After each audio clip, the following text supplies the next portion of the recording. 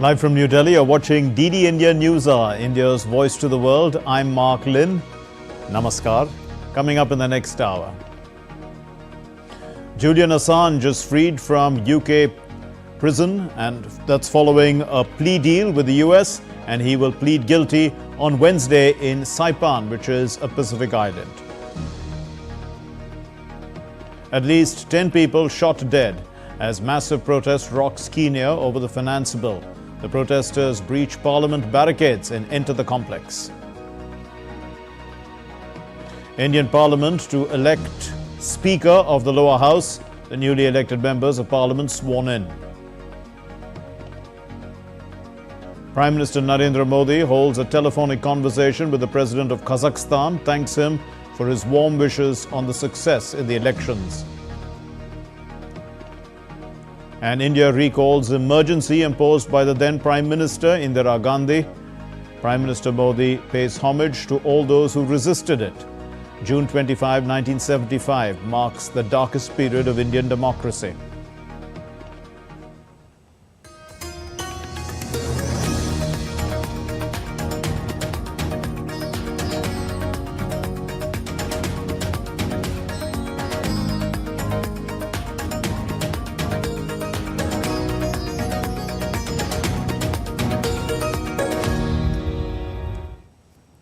Post the general elections to the Parliament of India, the 18th Lok Sabha began its first session on Monday, and the first sitting continued on Tuesday with the newly elected members taking oath throughout the day. The 9-day session, it's a special session, will witness the election of the Lok Sabha Speaker on Wednesday, followed by the presidential address. Our correspondent Dibyendu Mandal reports from New Delhi. The first sitting of the 18th Lok Sabha continued through Tuesday. More than 270 newly elected members of Parliament were sworn into the lower house of the Indian Parliament. Tuesday also marked the conclusion of the oath-taking ceremony of all the 543 elected MPs from across India, which began on Monday. All the newly elected members of Parliament waited for their turn to take oath. The Lok Sabha Secretariat used the names of the states in alphabetical order to call out the members to take oath over the last 2 days. Tuesday also witnessed the nomination of the Lok Sabha Speaker by both the NDA and the Indi Alliance bloc. While the NDA has reposed its faith in Om Birla, former Speaker, and BJP MP from Rajasthan to be elected once again as the Speaker of the Lok Sabha, the Indi bloc has nominated K. Suresh as their candidate for the post. The election of the Speaker will take place on Wednesday. However, it is for the first time since 1976 that the post of the Speaker of the Lok Sabha is going to polls. Historically, ever since independence, this is the third time that this post is witnessing an election.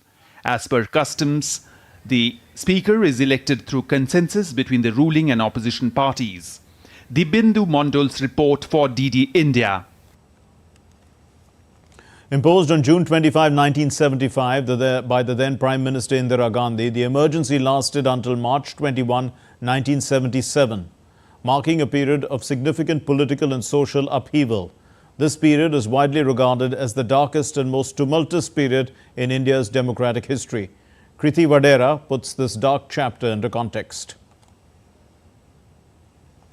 On June 25, 1975, India was plunged into an era of political darkness. Former Prime Minister Indira Gandhi declared a nationwide emergency, citing internal disturbances and threats to national security. However, many believe it was a desperate attempt to maintain power amid growing opposition. During the emergency, civil liberties were suspended, the press was censored, and political opponents were arrested. Prominent opposition leaders, activists, and journalists were kept behind bars and their voices were stifled.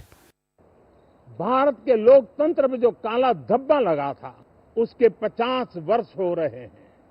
जो लोग भारत की लोकतांत्रिक परंपराओं पे निष्ठा रखते हैं, उनके लिए 25 जून न भूलने वाला दिवस है. The emergency had varying impacts across India. In the north, the crackdown was more intense, leading to a significant backlash against the Congress party. The period also saw the rise of regional parties altering the political landscape significantly. India emerged from the emergency with the formation of Janta government, the first non-Congress coalition government at the national level. This government was formed as a strong anti-emergency platform, restoring democratic norms and values. Internationally, the emergency was met with concern affecting India's image as a democratic nation. While some countries criticized the suspension of democratic processes, others continued their support based on strategic interest. During the emergency, diplomatic relations were strained with varied reactions from the global community. Some nations condemned the move while others focused on strategic interests. The emergency period remains a pivotal chapter in India's history, highlighting the importance of democratic safeguards and the resilience of the Indian populace in the face of authoritarianism. As we reflect on this period, it serves as a cautionary tale about the need to protect and cherish our democratic institutions. Kriti Vadhera's report for DD India. Prominent leaders of the Bharatiya Janata Party have recalled the dark days of emergency on the microblogging platform X.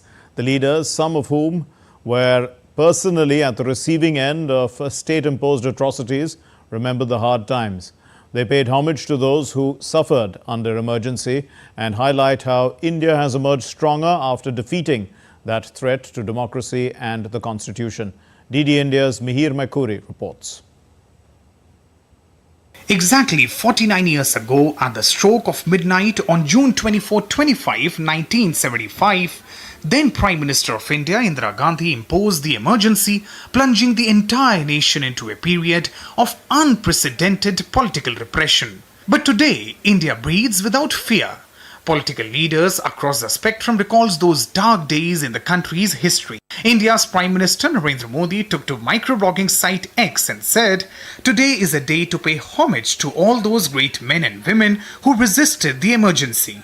The dark days of emergency reminds us of how the Congress party subverted basic freedoms and trampled over the Constitution of India, which every Indian respects greatly. On social media platform X, India's Home Minister Amit Shah criticized the Congress party for undermining the spirit of the Indian Constitution to sustain power for a specific family. He also spoke about the severe atrocities inflicted on the people of India during the emergency. On Tuesday, India's ruling Bharatiya Janata Party organized a program titled Dark Days of Emergency at its headquarters in the national capital, New Delhi. BJP's national president and Union Minister JP Nadda addressed the event, sharply criticizing former Prime Minister Indira Gandhi for imposing the emergency. संविधान को बदल करके अपनी कुर्सी की रक्षा करने का प्रयास किया। उस समय सारा देश आंदोलित हो गया, उद्वेलित हो गया और उस उद्वेलना को रोकने के लिए 25 जून की रात को श्रीमती इंदिरा गांधी ने इमरजेंसी लगाई और हजारों लोगों को उसी रात को उनको अरेस्ट कर लिया गया। India's Defence Minister Rajnath Singh also took to X and described the emergency as the darkest chapter in India's democratic history. In a video on X discussing the emergency period, India's Minister for Information and Broadcasting and Railways, Ashwini Vaishnav, equated the Congress party to a dictatorship and condemned it as a threat to the constitution. In Telangana, BJP's state unit organized a felicitation program honoring those who fought against the 1975 emergency. The national head of the BJP's OBC Morcha, Dr. K. Lakshman, criticized the Congress party, noting their past subversion of the constitution. And in the Union Territory of Jammu and Kashmir, BJP's Kashmir unit commemorated June 25 as Black Day across the valley, highlighting its significance as a dark period in India's democratic history. 50 years on, most of the key players that starred in the tumultuous time are no more, but the emergency's example is cited every time brute power threatens to undermine the citizens' rights. Mihir Makri's report for DD India. And Prime Minister Narendra Modi had a telephonic conversation with the President of Kazakhstan, Kassym-Jomart Tokayev, on Tuesday. And taking to X, the Prime Minister wrote, and I quote, had a good conversation with the President of Kazakhstan, His Excellency Kassym-Jomart Tokayev, thanked him for his warm wishes on the success in the elections, reiterated the commitment to advance our strategic partnership with Kazakhstan, conveyed India's full support for the success of the upcoming SCO summit. Several sectors in India, including the pharmaceutical industry, they are experiencing rapid development. Over the past decade, the pharmaceutical sector has seen unprecedented growth, with a current growth rate exceeding 10%. Sales of generic brands have surged significantly, surpassing 100 crore rupees over the last 15 years. Now, the industry has now shifted towards exports, making it a crucial source of employment for the youth in the country. Indian pharma industry is the pride of our country. It has achieved double-digit real growth over the last 10 years. We have some of the most profitable firms around the world. India is now called the pharmacy of the world, and it's not without reason. A study done in 2022 in the United States proved that 50% of generic drugs and 40% of all prescription medicines in the United States originate in India. India has the largest number of WHO certified and the US FDA certified plants anywhere on planet Earth. That's 100 crore brands, in fact, not 100 crore rupees. Moving on then. Now, the Governor of the Reserve Bank of India, Shaktikanta Das, addressed the 188th AGM of the Bombay Chamber of Commerce and Industry. He said that India's Q1 growth is slightly higher than the earlier estimates. We are moving towards annual growth rate of 8%. If you look at the average growth that India recorded over the last 3 years, the average comes to 8.3%. The Indian economy in the last financial year 23-24 contributed to 18.5% of global growth. There have been multiple drivers of this growth that we have achieved and the growth expectation that I am placing before you. It's driven by the various structural reforms which have been undertaken. Among the structural reforms, at the forefront, I would like to mention the Goods and Services Tax, the GST, the introduction of the Insolvency and Bankruptcy Code, and I would also like to classify with that the flexible inflation targeting that was put in place in 2016. Still to come here on DD India News Hour. Israel continues its offensive in Rafah but seeks diplomacy to reduce tensions with Hezbollah. At least 10 demonstrators shot dead in Nairobi. European Union opens membership talks with Ukraine.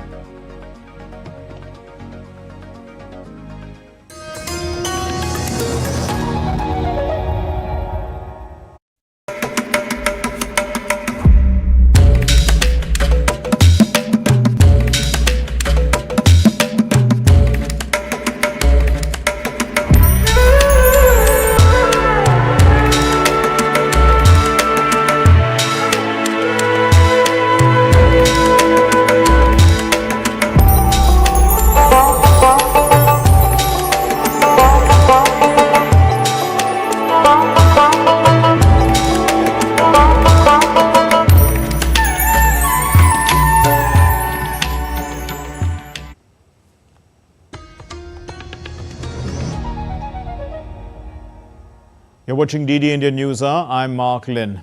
The Iran-backed Hezbollah began attacking Israel from the north shortly after Hamas's October 7 assault on southern Israel. Shelling on Israel's northern border has led to the evacuations of tens of thousands of people from areas on both sides of the frontier. And Israel says that it prefers diplomacy to end the Hezbollah conflict. Meanwhile, Israeli tanks have pressed deeper overnight into the western areas of Rafah. Let's look at this report. As the unrest in Gaza scales down by the Israeli forces, the focus is increasingly drawn to the northern border and the threat from Hezbollah. Shelling on Israeli border has led to the evacuation of thousands from areas on both sides of the frontier. Aiming for diplomatic solution to resolve conflict with Lebanon's Hezbollah, Tel Aviv has been discussing with White House to end the intense military operation in Gaza with an arrangement with Hezbollah. Israel's Defense Minister Yoav Gallant held talks with US Secretary of State Antony Blinken in Washington. Blinken emphasized the need for post-conflict Gaza plan. We believe in this arrangement. Some are more skeptic than us, but we and the Americans believe in it. And we will dedicate long weeks now in an attempt to reach an arrangement. If there will not be an arrangement through diplomatic means, everyone understands that there must be an arrangement through other means. For now, we prefer to focus on the diplomatic campaign. Israel's military said its forces had targeted terrorists overnight in Gaza City who had been involved in the planning of attacks on Israel. Earlier, Israeli Prime Minister Benjamin Netanyahu said that the phase of intense fighting against Hamas in the Gaza Strip was coming to an end, but that the conflict would not end until the group no longer controls the Palestinian enclave. If there is an agreement, it will be an agreement according to our terms.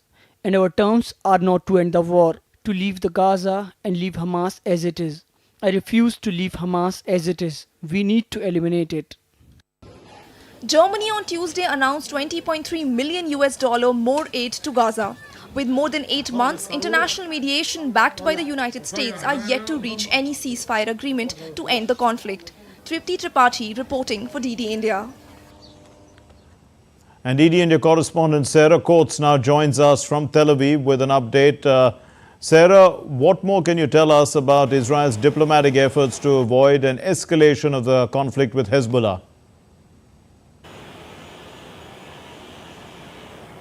Hello there, Mark. Well, it is a very dangerous situation. There's a lot of fear over any possible miscalculation from either side that could really tip this region into all-out war, which could potentially drag in Iran. Now, you mentioned this diplomacy, and that is really what we've been seeing over these past few weeks as fear mounts within the international community of what I just spoke about, a wider regional war. And this, of course, is why Israel's Defense Minister Yoav Gallant is in the United States. He's met with US President Joe Biden's, one of his top envoys, Amos Hochstein, and he said that Israel is ready for every possible scenario, whether this be a military scenario or a diplomatic scenario. Now, he also met with the US Secretary of State Antony Blinken, with Blinken underscoring the importance of avoiding further escalation. But in saying this, on the ground, Mark, this cross-border fire continues from southern Lebanon into Israeli territory and vice versa, with a number of rockets and drones sent into northern Israel over the past few hours. Also, Sarah, what's the update on the situation in Gaza?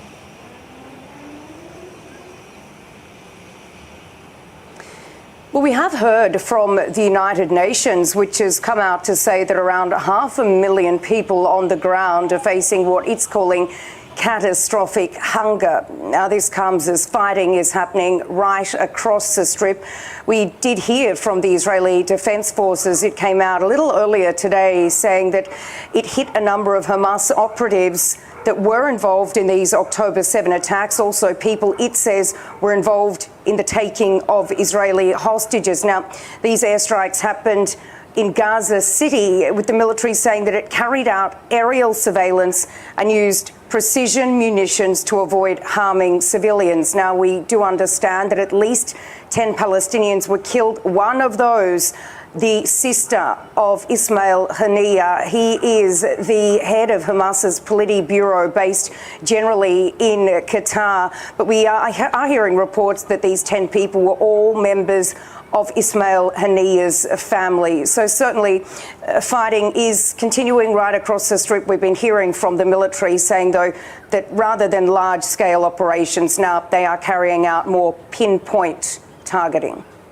Sarah Coates in Tel Aviv, thanks very much. Well, South Korea threatened on Tuesday to restart anti-Pyongyang frontline propaganda broadcasts after North Korea resumed its trash-carrying balloon launches. So what's happened is that North Korea on Monday floated huge balloons carrying plastic bags of waste across the border in its fifth such campaign since late May. The South Korean President Yoon Suk-yeol has called North Korea's balloon activities as despicable and irrational.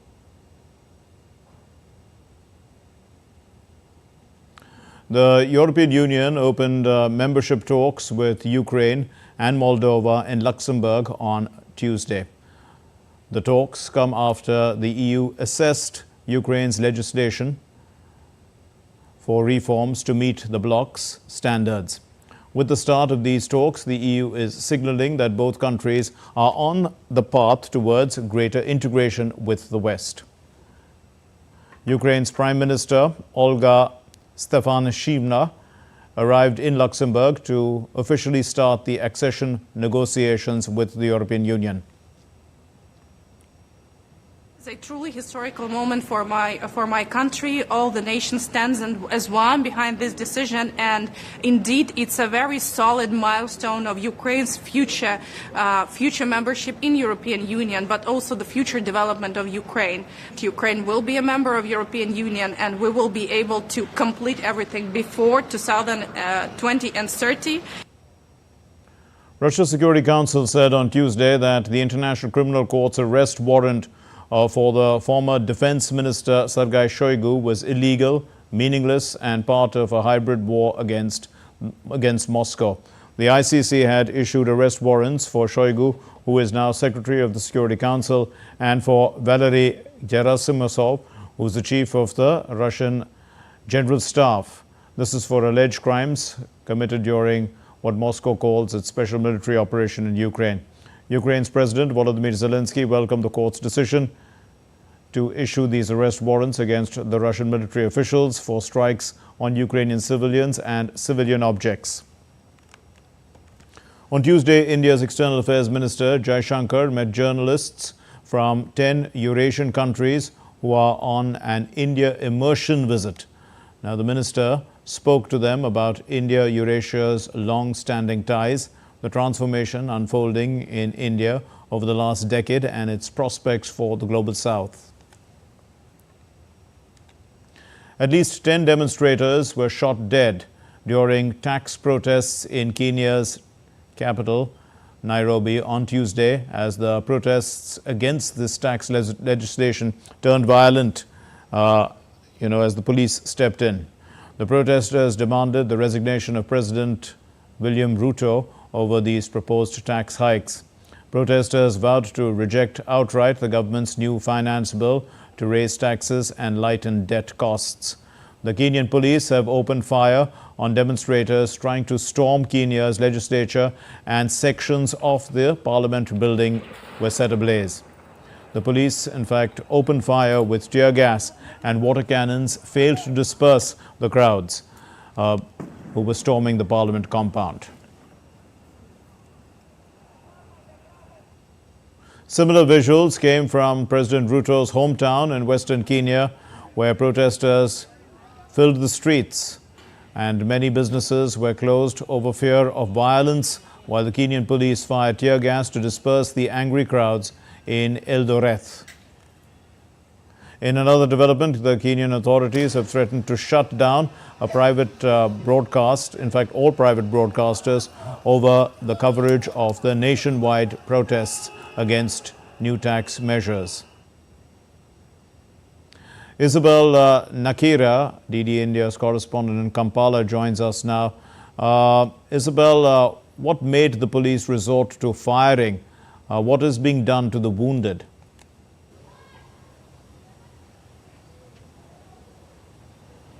I think what began as peaceful protests quickly escalated into violence and chaos in different parts of Kenya. I think it all erupted when the thousands of protesters stormed Parliament and destroyed a lot of property. Chairs were broken and flags of the national flag was brought down. And of course, a section of parliament was put on fire. We're also hearing that in different constituencies, including Embu and Kikuyu, just outside Nairobi, government buildings have been put on fire. And of course, the police truck in several areas have been torched. And of course, this triggered the police to open fire on protesters, killing some of them. We are told close to 10 people are dead and several injured. And the Red Cross tent that was handling the emergencies was also attacked, and their volunteers were injured. And this is where many of the injured people were being taken before finally being transported to the main hospitals. And so the police had to calm down forcefully on protesters. We hear that the military has also been asked to join into and help the police to try and quell these protests and bring it down, and before it escalates further. Right. President Ruto, we are told, he's making his way to the presidential lodge, and he'll be putting out a statement in a few minutes. Indeed. Does the president actually have the power to overrule the finance bill? Because that's what people are asking, and are there any other corrective measures that can be taken?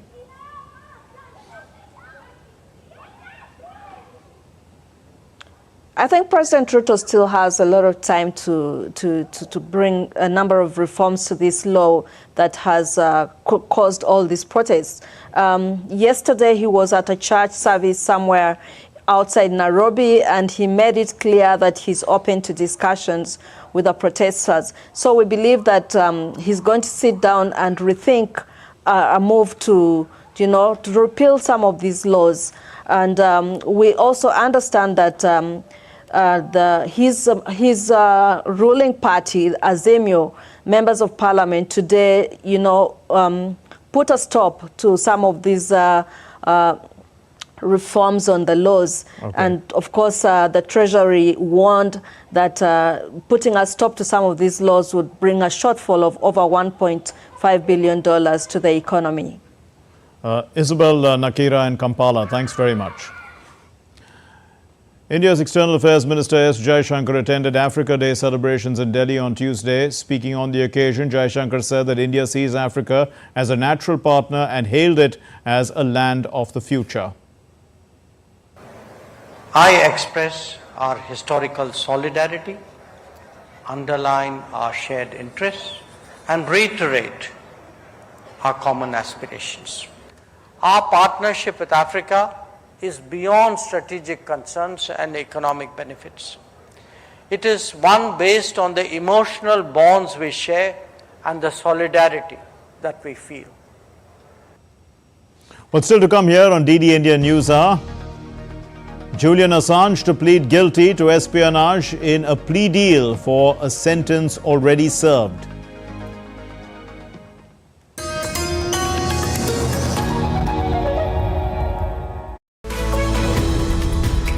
We just don't bring you the news as it unfolds. We get to the heart of the matter. We don't just present facts. We demystify complex social, political and economic events. We break stories that shape the world's present and future because you deserve the truth. I am Tanvi Taneja from New Delhi. I'm Ollie Barrett from London. I'm Nick Harper from Washington, D.C. Join us on DD India Global Monday to Friday at these times.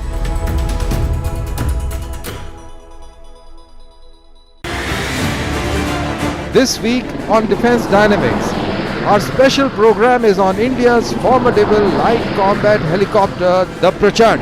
We get to you the finer details that you always wanted to know. Watch us on DD India every Wednesday, 8:30 p.m. IST.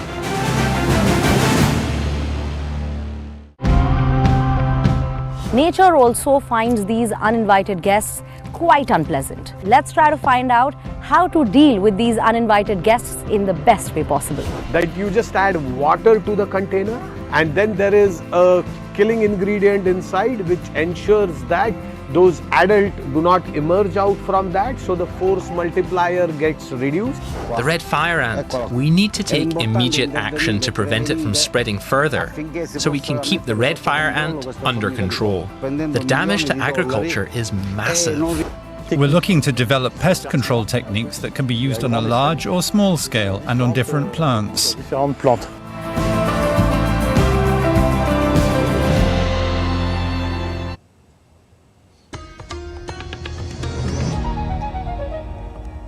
You're watching DD India News Hour. I'm Mark Lynn. Here's a recap of our main stories.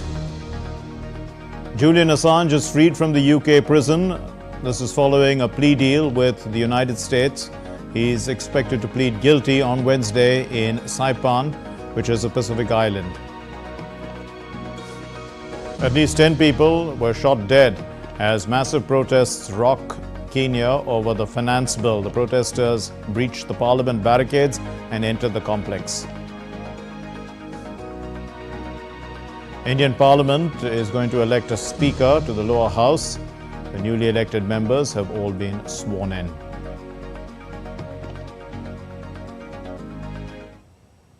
The WikiLeaks founder Julian Assange has landed in Thailand as he is en route to the Pacific island of Saipan, where he is set to plead guilty on Wednesday for violating US espionage law.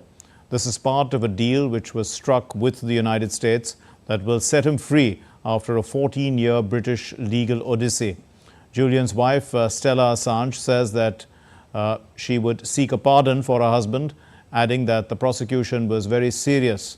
It was a very serious concern for journalists around the world. Shadows, but also in the spotlight, literally for the last 14 years. On Tuesday, WikiLeaks founder Julian Assange landed on a Bangkok airport. This stopover came after a long flight from the UK. He is on his way to a courtroom in Saipan, a Pacific island, where he plans to plead guilty on Wednesday, June 26th. This plea deal is expected to result in his release and allow him to return home to Australia, bringing an end to his prolonged ordeal. The case has dragged on for too long. There is nothing to be gained by his continued incarceration, and we want him brought home to Australia. The agreement concludes a legal saga where Assange spent over 5 years in a high-security British jail and spent another 7 years in the Ecuadorian embassy in London. During this time, he faced accusations of sex crimes in Sweden and resisted extradition to the United States, where he faced 18 criminal charges. WikiLeaks in 2010 released hundreds of thousands of classified US military documents on Washington's wars in Afghanistan and Iraq, the largest security breaches of their kind in US military history, along with swathes of diplomatic cables. US prosecutors said Assange wanted to go to a court close to his home of Australia, but not on the continental United States. There's less potential for a lot of chaos with the press and press coverage and all that. Wanted to get this done efficiently and get it done in a U.S. court. Assange is due to be sentenced to 62 months of time, already served at a hearing in Saipan in Northern Mariana Islands at 9 a.m. local time on Wednesday, around 2300 hours GMT on Tuesday. Stella Assange, his wife, said that they would seek a pardon after he pleaded guilty to violating US espionage law, saying the prosecution was a very serious concern for journalists around the world. The fact that there is a guilty plea under the Espionage Act in relation to obtaining and disclosing national defense information is obviously a very serious concern for journalists and national security journalists in general. The charges against Assange sparked outrage among his many global supporters who have long argued that Assange, as the publisher of WikiLeaks, should not face charges typically used against federal government employees who steal or leak information. Bureau Report, DD India. And Benji Haya now joins us from Washington, D.C. with an update on the story. Well, Benji, what led to this plea deal? Does it have a bearing on the elections?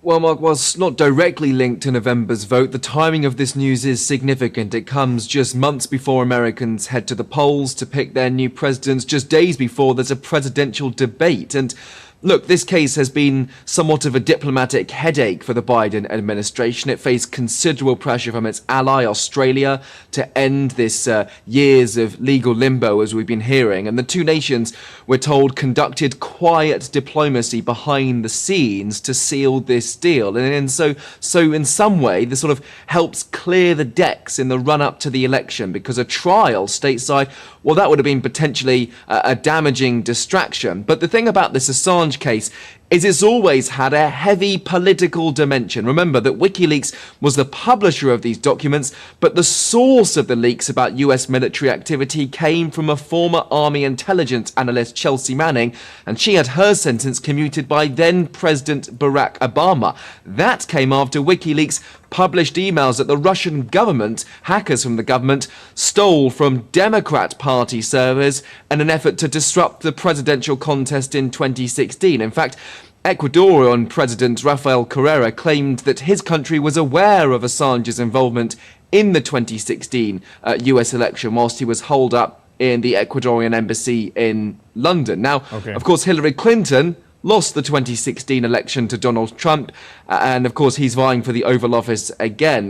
Donald Trump has hinted at pardoning Assange, but his Vice President Mike Pence posted on social media saying that Julian Assange endangered the lives of our troops in a time of war and should have been prosecuted, whilst independent presidential candidate Robert F. Kennedy Jr. has hailed Julian Assange as a generational hero. Basically, examples there of a very clear-cut divide at the top of US politics when it comes to this very controversial case. Right, Benji, but Assange looks reasonably happy in the visuals that we are showing on the screen.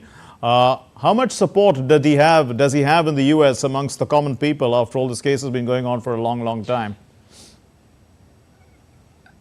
I think that very much depends who you ask, whether they believe that Assange is a criminal or a journalist. Now, polls suggest that a very slim majority of Americans believe that Assange should have been extradited to America to face these charges, yet there is this sort of sense of relief amongst many in media circles. 5 major outlets, including the New York Times, had in the past called on the US government to drop some of those charges related to publishing classified information. That's something that some journalists have done in the past without legal repercussions. And the news of this deal, despite the fact it comes with that guilty plea, has been welcomed by the Committee to Protect Journalists. It says that this country's years-long pursuit of Assange set a dangerous, harmful legal precedent. And we await how the public might respond and how the White House, too, chooses to frame this. There is no press briefing today because President Biden is busy preparing for Thursday's debate with Donald Trump, and this Assange case may very well come up in that. Benji Haya in Washington, D.C. Thanks very much. And let's go across to Ollie Barrett, who's joining us now from London with an update on the story from there. Ollie, what are UK officials saying about their part in the process that saw Julian Assange leave the country?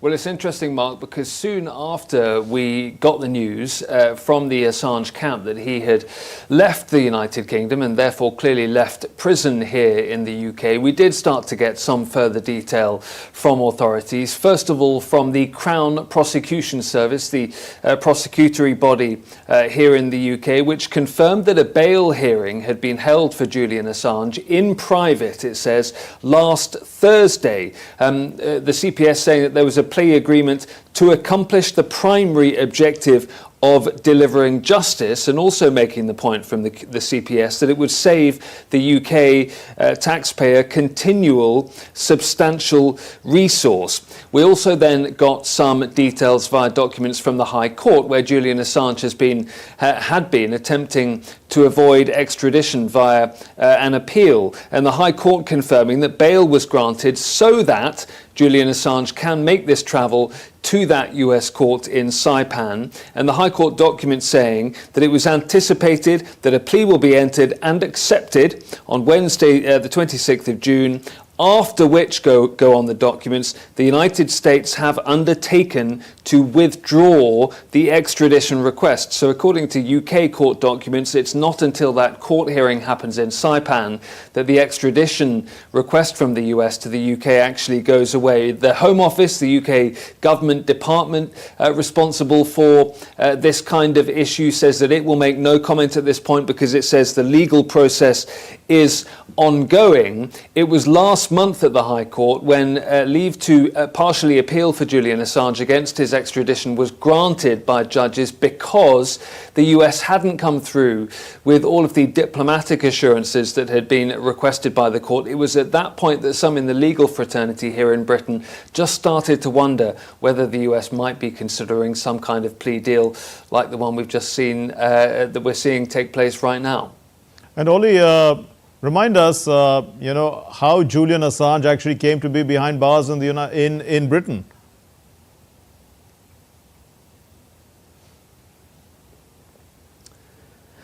Well, it goes back 14 years now. He was initially arrested and then bailed in 2010 on sexual offence charges relating to a trip to Sweden. Those were allegations that he always denied. In 2012, he entered the Ecuadorian embassy here in London to avoid extradition. He always said that he thought that if he were to be extradited to Sweden, he might be extradited onwards to the United States. There he stayed until 2019. It was in 2019 that the Swedish authorities dropped the allegations, the case against him, because too much time had expired. And then later in that year, he was arrested at the Ecuadorian embassy in London. And it was at that point that he was arrested for breaching those bail conditions that he'd initially faced when he was arrested.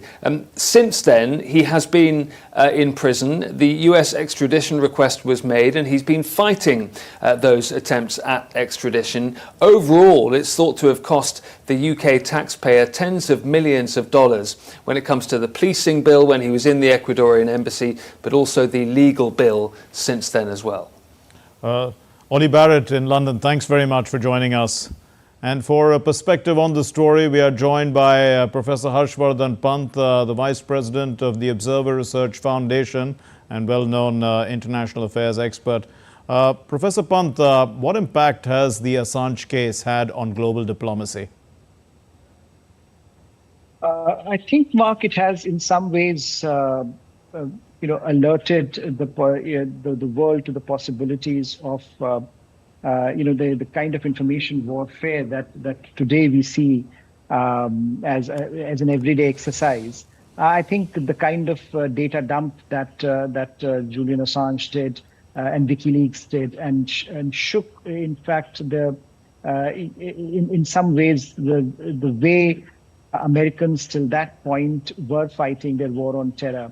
That legacy, I think, continues, and in that sense, how diplomacy is conducted, the secrecy surrounding how diplomacy tends to be conducted, that has been shattered, and perhaps it will never be the same again, because I think diplomats, nation states, they all now recognize the challenge of keeping of how important it is to keep control over information, and how difficult in this day and age of technology. Remember, this this all happened in 2010, and now we are 14 years down the line, and things have changed, evolved dramatically. Technology has evolved, and the way artificial intelligence is changing the way people relate to the world outside has completely been transformed. So I think in some ways he laid the foundations of modern day technology and diplomacy intersection. Professor Pant, do you see this case as setting a precedent for cybersecurity breaches? You've been mentioning that. I mean, the fact that this kind of security challenge is just mounting After all, I mean, most communication is now online.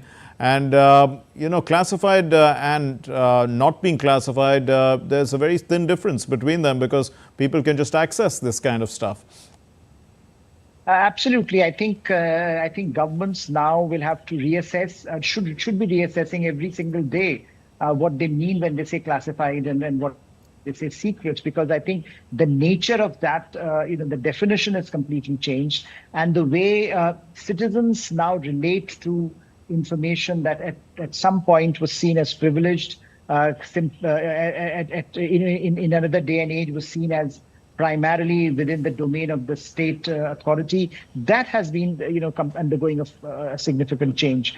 And I think gradually what started off as a whistleblowing exercise, in this case, for example, Assange and his supporters who thought that by releasing this information they can put pressure on the government. And there is a case, I think, a larger case that has been made that, look, what this case also does to press freedoms, for example, the ability of press to access information in various ways, including through whistleblowers, that has also come under a scanner. But on the other hand, you also have a situation where nation states already, and governments already becoming weaker in that sense in controlling their flow of information, are now seeing their sovereignty, their sovereign space being controlled ever more effectively by the technological space that we are encountering. And governments and non-government actors, both state and non-state actors, both have now used technology as a means of putting pressure on the other side for leverage and for diplomatic activity. We leave that. Thank you very much, Professor Harshvardhan Pant. Thank you for throwing light on the situation with regard to Julian Assange and the greater questions that are at play here. But let's take a look at other stories making news around the world. Dozens of people stranded and roads were blocked, in fact, after avalanches blanketed mountain towns east of Chile's capital, Santiago, on Tuesday. Heavy rain and snowstorms over the last few days have left large piles of snow throughout the provinces of Maipo in central Chile. China's Chang'e 6 lunar probe has successfully returned to the Earth, bringing back samples from the moon's far side, in fact. And the spacecraft landed in the Inner Mongolia region on Tuesday, marking a significant milestone in lunar exploration and China's space program. These samples will reveal new details about the formation of the Earth, Moon, and the solar system. Britain's King Charles and Queen Camilla welcomed Japan's Emperor Naruhito and his wife to London on Tuesday. Emperor Naruhito and the Empress Masako, they were to attend a banquet hosted by the king. They also laid a wreath at Westminster Abbey and they toured one of Britain's premier biomedical research institutes. South Africa's MK party members, including the former President Jacob Zuma's daughter, were sworn into Parliament on Tuesday after boycotting the first sitting of the National Assembly. Earlier, the MK lawmakers filed a complaint at the country's top court alleging vote rigging in the May 29 election, which the court dismissed as without merit. And let's take a look at other stories now making the news. As part of the Indian Army's continued efforts in empowering women, Trishakti Corps, they have conducted a motorcycle expedition to North Bengal and Sikkim. This happened from the 18th to the 24th of June. And, the aim of this expedition was to showcase women's empowerment as well as to pay homage to the Indian Army's brave hearts and also various war memorials. India's Consumer Affairs Minister Prahlad Joshi inaugurated the 64th Council meeting of the International Sugar Organization at the Bharat Mandapam in New Delhi. The experts from over 30 countries have participated in this meeting to discuss the future possibilities and strategies in sugarcane, sugar and allied sectors. The Press Information Bureau of Guwahati has organized a media workshop on Tuesday to enhance the media's understanding of criminal laws.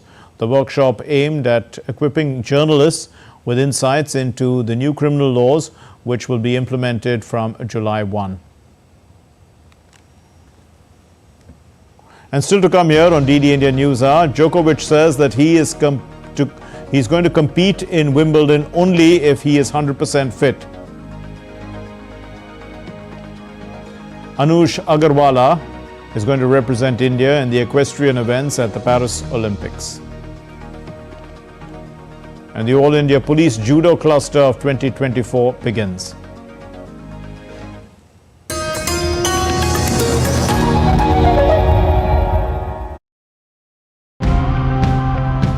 Nature also finds these uninvited guests quite unpleasant. Let's try to find out how to deal with these uninvited guests in the best way possible. That you just add water to the container and then there is a killing ingredient inside which ensures that those adults do not emerge out from that, so the force multiplier gets reduced. The red fire ant. We need to take immediate action to prevent it from spreading further, so we can keep the red fire ant under control. The damage to agriculture is massive. We're looking to develop pest control techniques that can be used on a large or small scale and on different plants.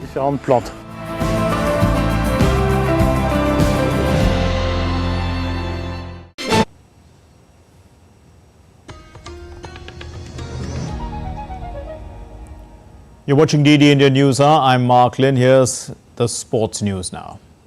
And Novak Djokovic is encouraged by his progress after he had undergone a minor knee surgery less than 3 weeks ago. But the 7-time Wimbledon champion says that he is only going to play in that big Grand Slam event next month if he's able to fight for the title. The 37-year-old picked up the injury to his right knee during the during his fourth round win at the French Open that he pulled out of the quarterfinals because of the injury, and he had to have surgery, putting his Wimbledon and Olympic hopes in jeopardy. But in fact, this Serb has posted videos of his return to training last week before arriving at the All England Club on Sunday. The Equestrian Federation of India has picked Anush Agarwala to represent India at the upcoming Paris Games in the dressage event. He pipped close contender Shruti Vora on a better average after a careful evaluation of the recent performances of the contenders. It will be India's first ever entry at the dressage event at the Olympics, as largely the riders, in the past editions they have competed in. The event is they compete only in the event categories. In dressage event, in fact, the rider has and the horse, they perform what's called predetermined maneuvers and movements. Afghanistan have reached the semi-finals of the T20 World Cup, and this is for the first time. They've sealed that famous win by 8 runs in a dramatic rain-affected Super 8 encounter at the St. Vincent's on Monday. They've joined India now to qualify in Group 1. Australia are no longer in the tournament, and this story has some details about that thrilling match. Afghanistan scripted history as they reached the semi-finals of the 2024 World Cup with a dramatic 8-run victory over Bangladesh under the Duckworth-Lewis system. This will be Afghanistan's first appearance at a semi-finals of a major ICC event. Afghans dismissed Bangladesh for 105 to win the match by 8 runs. They set up a first World Cup semi-final against South Africa in Trinidad on Wednesday. Afghanistan's hopes were dented when they were restricted to a modest 115 for 5, but skipper Rashid Khan took 4 for 23 and Naveen-ul Haq 4 for 26 in a defiant bowling effort to deliver victory. Naveen delivered the coup de grace in the penultimate over by bowling Taskin Ahmed and trapping Mustafizur Rahman in front of consecutive balls, triggering tearful celebrations from his teammates.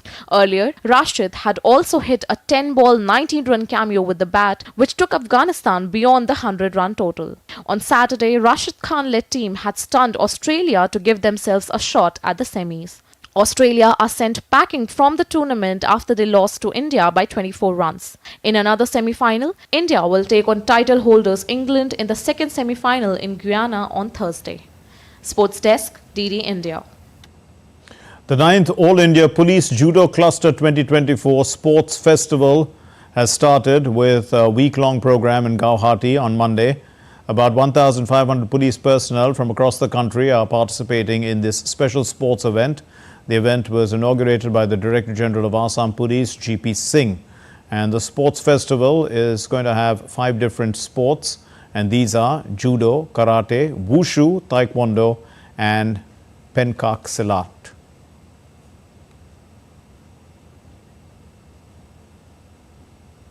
Well, that's all we have in this edition of DD India News Hour. Let's know your thoughts on the news of the day. And for those of you on the go, you can get the latest news and updates from India and across the world on the DD India mobile app. The app is available on both Android and iOS platforms. Scan the QR code on the screen and download it now. We'll be back with more news as it breaks here on DD India. My name is Mark Lin. From all of us here in Delhi, thank you very much for watching DD India News Hour. Namaskar.